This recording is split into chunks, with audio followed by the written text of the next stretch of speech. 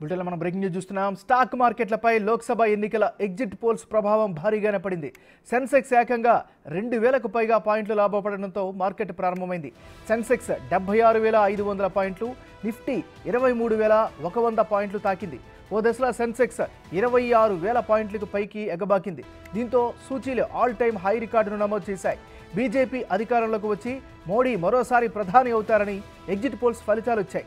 అన్ని exit polls యునానిమస్గా బీజేపీకే పట్టం కట్టాయి. దీంతో మార్కెట్లు భారీ లాభాలతో ప్రారంభమయ్యాయి.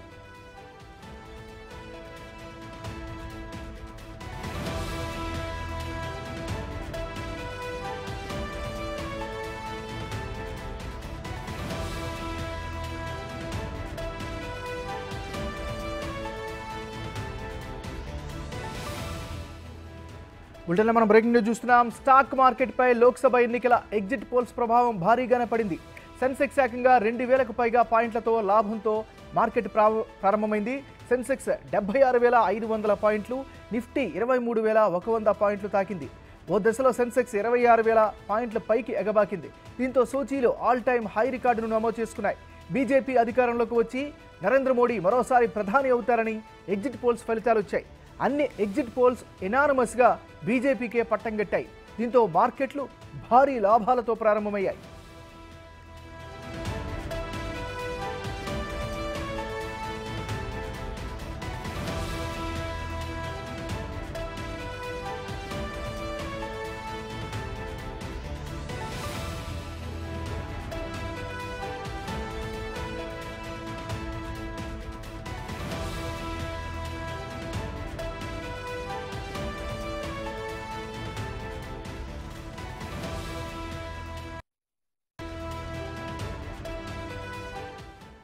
బులెటిన్లో మనం బిగ్ బ్రేకింగ్ న్యూస్ చూస్తున్నాం.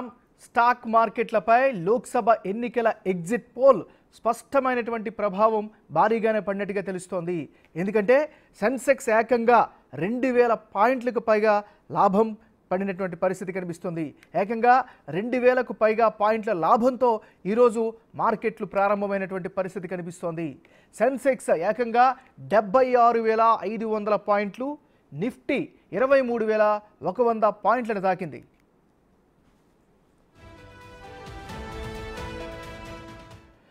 ఇక మార్కెట్కి సంబంధించి మరింత తాజా విశ్లేషణ అందించేందుకు ఎకనమిస్ట్ ప్రొఫెసర్ కృష్ణారెడ్డి గారు మనతో పాటు ఫోన్ లైన్లో అందుబాటులోకి వచ్చారు. కృష్ణారెడ్డి గారు నమస్కారం అండి. నమస్తే అండి సార్, స్టాక్ మార్కెట్లపై లోక్సభ ఎన్నికల ఎగ్జిట్ పోల్స్ భారీగానే కనిపిస్తున్నట్టుగా తెలుస్తుంది. దీన్ని మీరు ఎట్లా చూస్తారు? అవునండి, మనకు ఖచ్చితంగా ఎందుకంటే ప్రభుత్వం ఒక రిజల్ట్స్ అనేది మనకు అంచనాకు వచ్చారు కాబట్టి, అంటే ఎగ్జిట్ పోల్ విషయంలో క్లియర్ గా ఎన్డీఏ ప్రభుత్వమే మళ్ళీ ఇంకొక టర్మ్ కొనసాగించబోతున్నటువంటి సంకేతాల నేపథ్యంలో కూడా మార్కెట్ కొంత ఉత్సాహంగా ముందుకెళ్తున్నట్టు కనపడుతుంది. దానితో పాటుగా మనకు ఈ మధ్యన రిజర్వ్ బ్యాంకు విడుదల చేసినటువంటి జీడిపి గ్రోత్ రేట్స్ కూడా దానికి ఒక ముఖ్య కారణంగా చూడవచ్చు. ఎందుకంటే 7.8% గ్రోత్ రేట్ గా లాస్ట్ క్వార్టర్ లో రిజల్ట్స్ చూపించడం జరిగింది. ఇది కలుపుకుంటే మొత్తం ఓవరాల్ గా 2024 కి దాదాపు 8.2 గా గ్రోత్ రేట్ ఉండబోతుంది. అంటే ఈ ప్రపంచ దేశాల అన్నిటితో పోల్చినప్పుడు కూడా ఈ యొక్క గ్రోత్ రేట్ అనేది చాలా ఎక్కువగా ఉండడాన్ని మనం గమనించవచ్చు. తద్వారా ఏంటంటే ఒక బలమైన ఆర్థిక వ్యవస్థగా ఆ యొక్క ఆర్థిక విధానాలు ముందుకు వెళ్లే అవకాశం కనపడుతున్నటువంటి నేపథ్యంలో మార్కెట్లన్నీ కూడా పాజిటివ్ గా రియాక్ట్ అవుతూ, అంటే ఇక్కడ మనకు సాధారణంగా ప్రభుత్వాలు మారినప్పుడు ప్రభుత్వ విధానాల్లో కావచ్చు, ఆ యొక్క రంగాలకు ఇచ్చేటువంటి ప్రాధాన్యతల విషయంలో కావచ్చు కొంత మార్పులు చేర్పులు జరుగుతాయి. కానీ ఈ రోజు ఆ పరిస్థితి లేదు. ఎగ్జిట్ పోల్స్ అన్ని కూడా ఒక వన్ సైడెడ్ గా ఇవ్వడంతో మళ్ళీ ప్రభుత్వమే రాబోతుంది. దట్టు మళ్ళీ జూలైలో కూడా భారత ప్రభుత్వం పూర్తి స్థాయి బడ్జెట్, అంటే గతంలో ఇది ఇంటీరియర్ బడ్జెట్ పెట్టారు కాబట్టి జూలైలో పూర్తి స్థాయిలో బడ్జెట్ ఉండబోతుంది.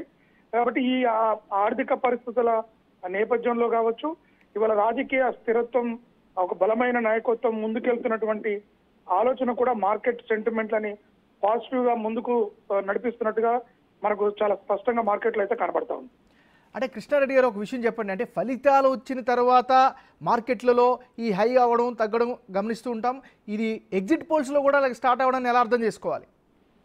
మార్కెట్ లో ఎప్పుడు కూడా ఏంటంటే కొంత స్పెక్యులేషన్ ఉంటుందండి. ఎందుకంటే మొత్తం ఒకసారి పూర్తి స్థాయి రిజల్ట్స్ వచ్చిన తర్వాత మార్కెట్ మరింత ఎగబాగుతుంది అనేటువంటి ఆ ఆలోచనతో ఇన్వెస్టర్స్ చాలా మంది, ముఖ్యంగా ఎవరైతే స్పెక్యులేటర్స్ ఉంటారో, అంటే ఇన్వెస్టర్స్ అంటే ఒక దీర్ఘకాలికంగా పెట్టుబడి పెట్టాలనుకునే వాళ్ళకి ఈ యొక్క చిన్న చిన్న మార్పులు కానీ ప్రభుత్వం మార్పిడి కూడా పెద్దగా ప్రభావం చూపకపోవచ్చు. కానీ ముఖ్యంగా స్పెక్యులేటర్స్ అంటే ఎవరైతే ధరల హెచ్చుతగలను ఆధారంగా చేసుకొని లాభాలను గడించడానికి కోసం పెట్టుబడులు పెట్టి కేవలం ఒక స్వల్పకాలంలో వచ్చే చేంజెస్ ని ఆధారంగా పెట్టుబడి పెట్టే వాళ్ళు ఏం చేస్తారంటే, రాబోయే ప్రభుత్వం కనుక ప్రభుత్వం మళ్ళీ వస్తే మార్కెట్ ఖచ్చితంగా పెరుగుతుంది అనేటువంటి అంచనాలతో, కేవలం యొక్క అంచనాలను స్పెక్యులేటివ్ బేస్ చేసుకొని ఈ మార్కెట్ అనేది ఎగబాకుతుంది.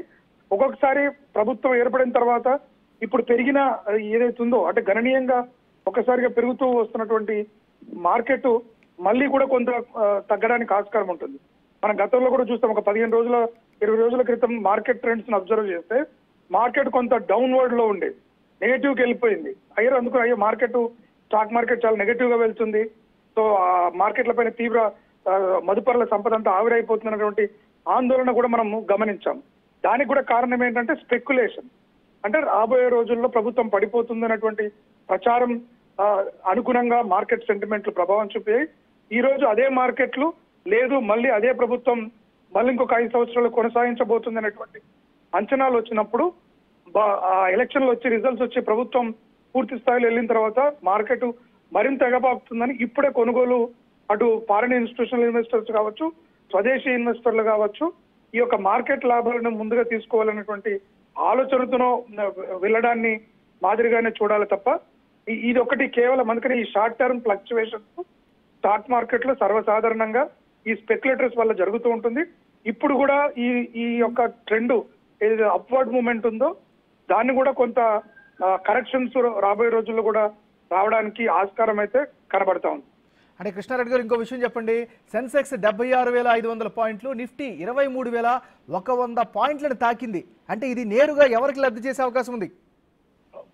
మనకు స్టాక్ మార్కెట్ లో ఎక్కువగా వచ్చేది ఏంటంటే ఇన్వెస్టర్స్ కి మాత్రమే. ఎందుకంటే కంపెనీలకు ఓన్లీ ప్రైమరీ ఇష్యూస్ అంటాం, ఎప్పుడైతే కొత్తగా ఐపీఓస్ ఇష్యూ చేస్తారో అప్పుడు మాత్రమే కంపెనీలకి ప్రధానంగా ఆదాయాన్ని సమకూరుతుంది. కానీ కంపెనీలకు కూడా మేజర్ షేర్ హోల్డర్స్ ఉంటారు కాబట్టి ఆ యొక్క షేర్ హోల్డర్స్ అందరికి కూడా ఇది కొంత ఆర్థికంగా లాభదాయకంగా కనబడుతుంది. దానితో పాటు ప్రపంచ దేశాలకి అంటే పెట్టుబడిదారులకి ఒక స్టాక్ మార్కెట్ అనేది ఒక సూచిక, ఒక ప్రధానమైన సూచికగా గమనిస్తుంటారు. కాబట్టి ఓవరాల్ గా భారత ఆర్థిక వ్యవస్థ యొక్క శక్తిని లేదంటే పారిశ్రామిక రంగం యొక్క అభివృద్ధిని ఒక సూచికగా కనబడుతూ ఉంటుంది స్టాక్ మార్కెట్స్. కాబట్టి ఇది ఇన్వెస్టర్లకి లాభాలను ఇవ్వడంతో పాటు భారత ఆర్థిక వ్యవస్థ యొక్క బలమైన స్థితిని కూడా సూచించే అవకాశం ఉన్నప్పుడు పెట్టుబడులు రావడం ద్వారా కూడా మనకు అందరికీ అన్ని రకాల వర్గాల ప్రజలకి పరోక్షంగా లాభం చేకూర్చవచ్చు. ఎందుకంటే అరే స్టాక్ మార్కెట్ లో పెరిగినప్పుడు నాకేమొస్తుంది అని ఒక సామాన్యుడికి అనుకున్నప్పటికీ కూడా ఇవన్నీ కూడా అన్ని రకాల పరిశ్రమల యొక్క అగ్రిగేట్ ఇండెక్స్ కాబట్టి పారిశ్రామిక రంగము, సేవా రంగము ఇవన్నీ కలిసి అభివృద్ధి సాధించినప్పుడే ఆ అభివృద్ధి ఫలాలు అనేటువంటిది సంక్షేమ కార్యక్రమాల రూపంలో ప్రభుత్వాలు ఖర్చు చేయడానికి అవకాశం ఉంటుంది. కాబట్టి దీర్ఘకాలంలో మనకి స్టాక్ మార్కెట్ల యొక్క ప్రభావం ఖచ్చితంగా సామాన్యునికి కూడా ఎంతో కొంత, పూర్తిగా ఏదో పెద్దగా లాభం చేకూరుతుందని చెప్పలేం, కానీ కొంత ప్రభావం అయితే కనబడుతూ ఉంది సామాన్య ప్రజల పైన. కృష్ణారెడ్డి గారు ఒక విషయం చెప్పండి, ఈ మార్పుని మీరు ముందుగానే ఊహించారా, అంచనా వేశారా, మీకు ఎలాంటి ఆలోచన ఉండేది?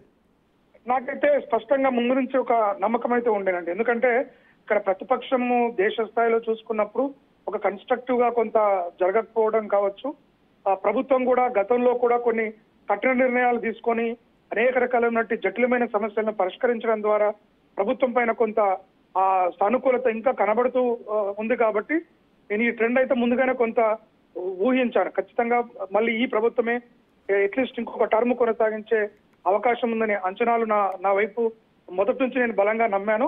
ఈ రోజు ఆ దిశగానే మనకు ఫలితాలు కూడా కనబడుతున్నాయి. కాబట్టి ఖచ్చితంగా ఇప్పటికీ పూర్తి స్థాయిలో నా విశ్వాసం కూడా ఈ ప్రభుత్వం మళ్ళీ ఏర్పడుతుంది. దేశం కూడా సరికొత్త మళ్ళీ ఒక ఆర్థిక విధానాలను కూడా చూడొచ్చు. అంటే ఎవరు ఊహించని గతంలో కూడా మనం చాలా నార్త్ ఈస్ట్ లాంటి సమస్యలు కావచ్చు, జమ్మూ కాశ్మీర్ లాంటివి కావచ్చు, 370 ఆర్టికల్ కానీ లేదంటే ట్రిపుల్ తలాక్ లాంటి, రామ మందిరం లాంటి జటిలమైన సమస్యలను పరిష్కరించారు.